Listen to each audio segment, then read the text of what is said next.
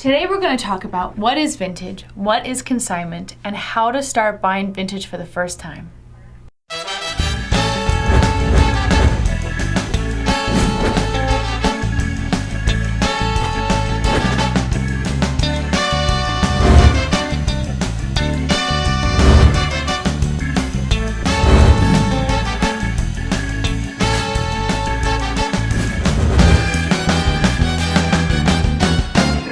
You've been hearing that word vintage on the television, in magazines, anywhere, and wondered, what the heck does that mean anyway?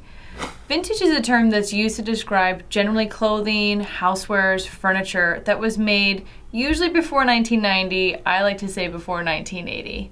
Antique is a term in the clothing world that's used if items are 100 years old or older. So typically when you go into a vintage clothing store, you're going to see items that were actually made from about 1920 to about 1980 and now about 1990. More and more people are getting interested in collecting the items from the 1980s when about 10 or 15 years ago they wouldn't have touched it.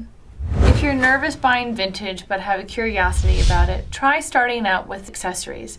It's easier to incorporate a necklace, a bracelet, maybe even a handbag into your wardrobe instead of walking into a vintage shop and buying a complete outfit.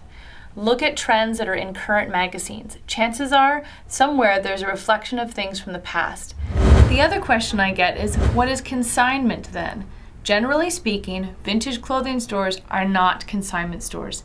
Consignment means when somebody brings clothing to a store owner, when it sells, the profit is split between the store owner and the original owner of the item. So a lot of times vintage clothing stores, they just purchase items from people. There is no consignment. Typically, consignment stores carry items that are newer, usually within the past 5 years. So the items in there are not going to be from the 1920s or the 1940s. They're brand new from recent clothing stores.